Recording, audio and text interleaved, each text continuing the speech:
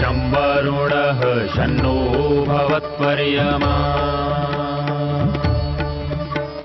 शन्न इन्द्रो बृहस्पतिः शन्नो विष्णुरुक्रमः ॐ शान्ति शान्ति शान्तिः।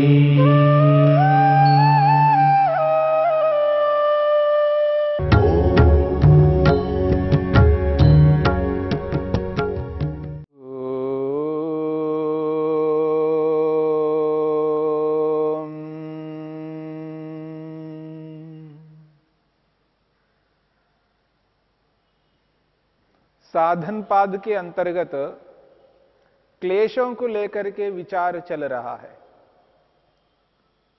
महर्षि पतंजलि ने 5 प्रकार के क्लेश बताए। अविद्या, अस्मिता, राग, द्वेष और अभिनिवेश। और इन 5 क्लेशों में जो पहला क्लेश अविद्या है, यह अविद्या बाकी 4 क्लेशों का मूल है, आधार है।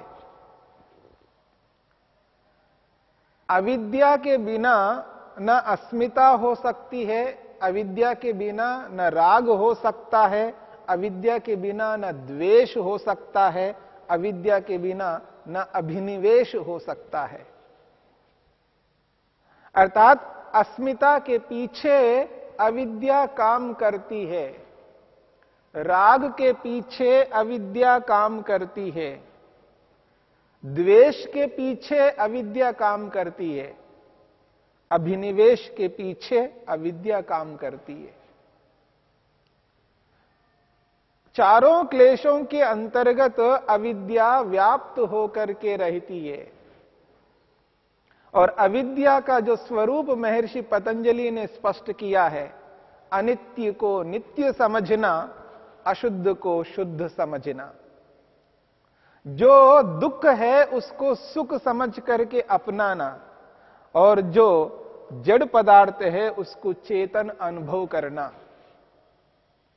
इस अविद्या के 4 भेदों को यदि व्यक्ति अपना लिया है तो समझ लेना उसके अंदर राग भी होगा, द्वेष भी होगा, अभिनिवेश भी होगा और अस्मिता भी होगी, क्योंकि उसने अविद्या को स्वीकार किया है, अविद्या को अपने मन में स्थान दिया है और बुद्धि से अविद्या को ही निर्णय के रूप में प्रस्तुत करता है। और सतत उस अविद्या से युक्त होकर के व्यक्ति कोई ना कोई ऐसा कर्म करता है जिस कर्म का परिणाम व्यक्ति को मृत्यु और जन्म और मृत्यु इसको प्राप्त करना होता है। यानी जन्म मरण रूपी चक्र से उसको छुटकारा कभी प्राप्त नहीं हो सकता। इस जन्म मरण रूपी चक्र से ऊपर उभरना है तो उसको इस अविद्या को अनुभव करना है, इस मूर्खता को, इस अज्ञानता को पकड़ना है और ये एहसास करना है मुझ में मूर्खता है, अविद्या है। चाहे वो अस्मिता के रूप में है, चाहे वो राग के रूप में या द्वेष के रूप में या अभिनिवेश के रूप में, किसी न किसी रूप में अविद्या मुझ में है। उस अविद्या को समझ करके क्रिया योग के माध्यम से उस अविद्या को कमजोर कर करके और उसको भस्म करना होता है, उसको जले हुए भुने हुए चने के समान करना होता है। तब जाकर के हमारे कर्म पवित्र होंगे और मुक्ति के योग्य होंगे, निष्काम कर्म होंगे। महर्षि पतंजलि ने जिस अविद्या के स्वरूप को स्पष्ट किया है, वहां महर्षि पतंजलि ने अस्मिता के स्वरूप को भी स्पष्ट किया है। यानी अविद्या की परिभाषा की है, अस्मिता की परिभाषा की है। इन दोनों परिभाषाओं को हमने समझा, जानने का यत्न किया। अब क्लेश, तीसरा क्लेश है, क्रम प्राप्त तीसरा क्लेश है जिसका नाम है राग। इस राग से सभी परिचित है और लोक में, व्यवहार में अक्सर ये कहा जाता है राग है, इसे इसमें राग है, इसको उसमें राग है। आखिर ये राग है क्या? किसे राग कहते हैं? ये तीसरा क्लेश है, राग जिसके पीछे अविद्या काम करती है। राग की परिभाषा करते हुए महर्षि पतंजलि कहते हैं सुखानुशयी राग। यह 7वां सूत्र है। सुखानुशयी राग, बहुत सरल परिभाषा की है। राग किसे कहते हैं? सुखानुशयी राग। जो सुख के पीछे चलने वाला क्लेश है उसी का नाम राग है। सूत्र है सुखानुशयी। सुखस्य अनुशयी सुखानुशयी। अनुशयी कहते हैं पीछे पीछे चलने वाले को, अनुकरण करने वाले को। अनुशेते इति अनुशयी, जो उसके पीछे पीछे चलने वाला है। कौन? क्लेश। उसके पीछे पीछे एक ऐसी प्रवृत्ति होती है, वो जो प्रवृत्ति है उसका नाम है क्लेश। जो सुख के पीछे पीछे चल रही होती है वो अविद्या है, उसी को क्लेश कहा है। जो सुख के पीछे पीछे चलने वाला क्लेश है। सुखानुशयी राग, जो सुख के पीछे चलने वाली जो प्रवृत्ति है उसको यहां पर राग शब्द से स्पष्ट किया है। महर्षि वेदव्यास कहते हैं राग क्या है, व्याख्या करके समझा रहे हैं महर्षि वेदव्यास। सुखानुशयी राग, इस सूत्र की व्याख्या की है। सुखाभिज्यस्य, सुख अभिज्यस्य, सुखाभिज्यस्य। सुखस्य अभिज्ञा, सुखाभिज्य। अभिज्ञ, अभिज्ञ कहते हैं अभिजानाति इति अभिज्ञ, जो जानता है यानी अनुभव करता है। किसको अनुभव करता है? सुखस्य, सुख का अनुभव करता है। जब किसी पदार्थ से सुख लेता है, चाहे वो चेतन पदार्थ से युक्त होकर के या जड़ पदार्थ से युक्त होकर के, जड़ चेतन दोनों में से किसी एक पदार्थ, किसी भी एक वस्तु से व्यक्ति सुख लेता है। सुखाभिज्ञस्य, सुख अनुभव करने वाले व्यक्ति को, जिसने सुख का अनुभव किया, जहां भी कभी भी किसी भी स्थिति में उसने सुख का अनुभव किया, जब सुख ले रहा होता है उस सुख लेते समय व्यक्ति के मन में एक ऐसी छाप पड़ती है, उस छाप को यहां पर संस्कार कहा है। सुख की छाप, जैसे सुख अनुभव कर रहा है उसकी एक छाप पड़ती है मन के अंदर, उस छाप को यहां संस्कार शब्द से स्पष्ट किया है। सुख अभिज्ञस्य, सुख को अनुभव करने वाले को, जो उसने सुख लेते समय जो अनुभूति की है सुख की, उसका एक संस्कार मन में पड़ता है। सुखानुस्मृति पूर्वः, सुखानुस्मृति पूर्वः, उस सुख की स्मृति पूर्वक, यानी सुख का स्मरण आता है। जो व्यक्ति सुख का अनुभव करता है तो निश्चित रूप से उस सुख का स्मरण अवश्य करता है। जब कभी भी व्यक्ति सुख लिया, सुख भोगा, तो याद रखना उस सुख का कभी ना कभी उसको स्मरण आता है, उसको स्मरण कर लेता है।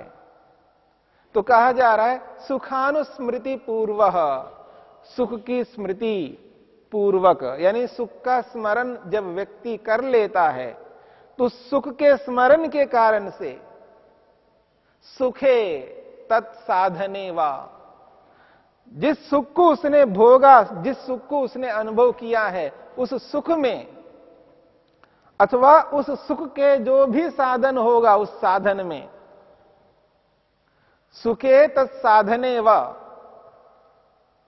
यो गर्ध, यह गर्ध, जो गर्ध यानी जो इच्छा होती है, जो कामना होती है, उसके अंदर जो तमन्ना होती है, उस सुख को दोबारा पाने की जो इच्छा है, जो कामना है, जो तमन्ना है, जो अभिलाषा है, उसको यहां पर गर्ध शब्द से स्पष्ट किया है।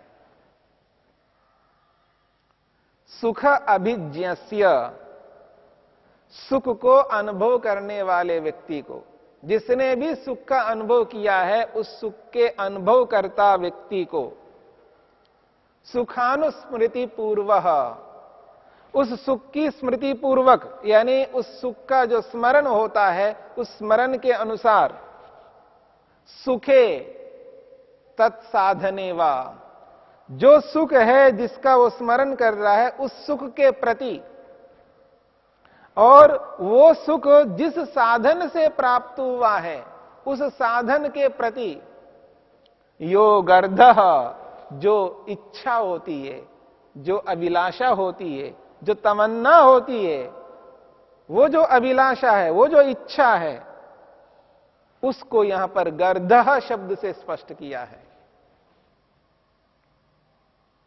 वो जो गर्धा है कि उसको दोबारा पाने की इच्छा है, वो उस गर्धा का मतलब है उस सुख को दोबारा पाने की इच्छा है, अथवा उस सुख का जो भी साधन होगा, उस साधन को दोबारा पाने की इच्छा उसके मन के अंदर होती है। वो जो इच्छा है, उसी इच्छा को, उसी तमन्ना को, उसी कामना को, उसी अभिलाषा को यहां पर राग, राग शब्द से कहा। और महर्षि वेदव्यास ने गर्धा को भी खोल करके समझाया। गर्धा इति तृष्णा, कहते हैं तृष्णा, वो जो तृष्णा है, हर व्यक्ति के मन में तृष्णा रहती है। उस वस्तु को पाने की जो आकांक्षा है, वो जो तृष्णा है उसके मन में, उस तृष्णा का नाम यहां राग है। इसको राग शब्द से स्पष्ट किया जा रहा है।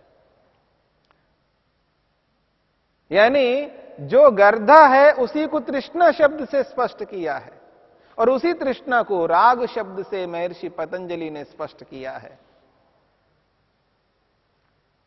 यो गर्धा, जो गर्दा है, यानी जो तृष्णा है, और तृष्णा को भी खोल करके महर्षि वेदव्यास कहते हैं लोभ, लोभ, लोभ सब जानते हैं, ये बड़ा लोभी व्यक्ति है, इसके अंदर लोभ बहुत है, यानी लालच, लालसा। लोभ का अर्थ है लालसा, बहुत लालसा है इसके मन में।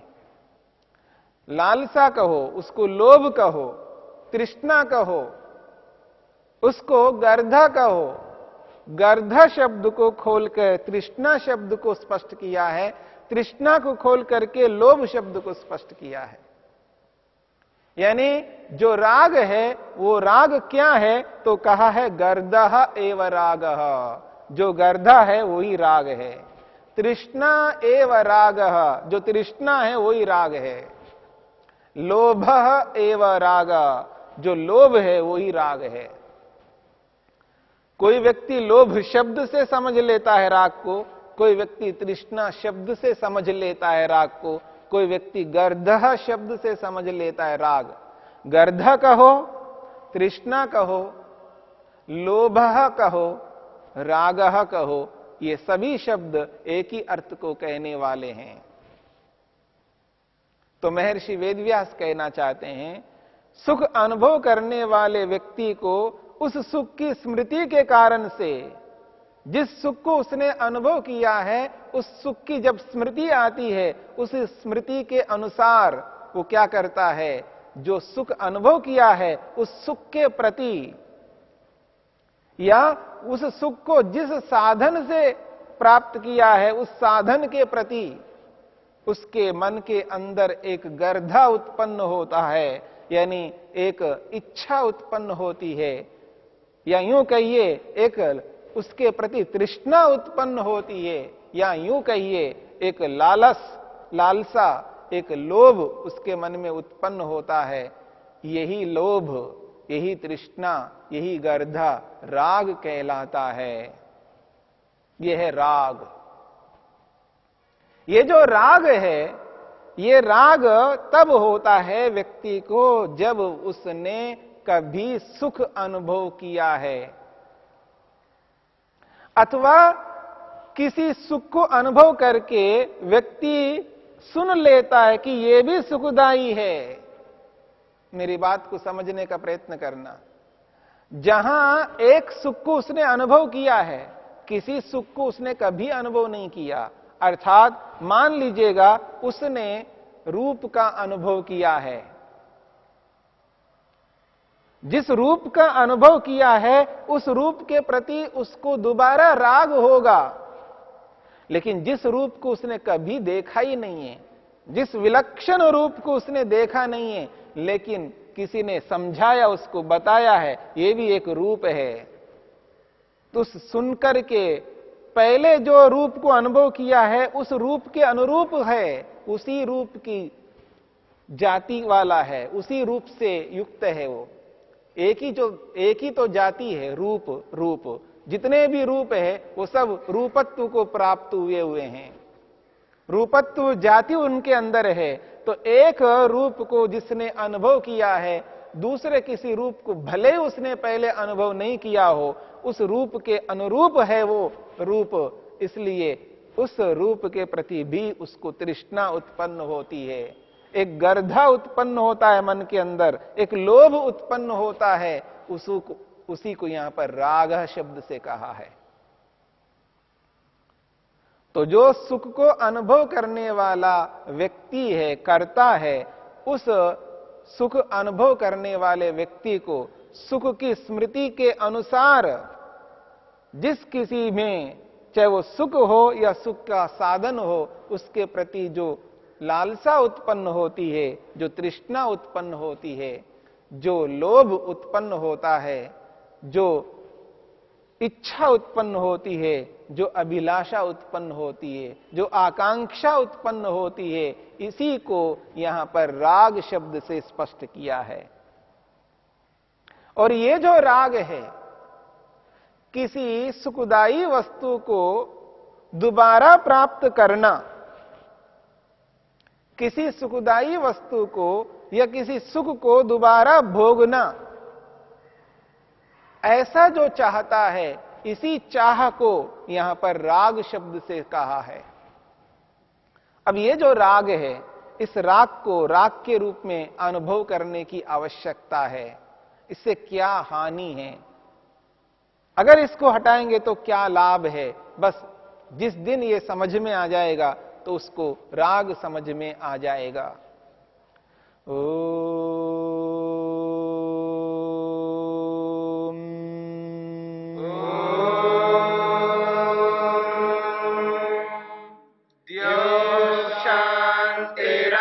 शांतिरंतरिक्षं शांतिर्पृथिवी शांतिरापः शांतिरोषधयः शांतिः वनस्पतयः शांतिर्विश्वे देवा शांतिर्ब्रह्म शांति सर्वं शांति शांतिरेव शांति क्षमा शांतिरेधि। ओम शांति शांति शांति।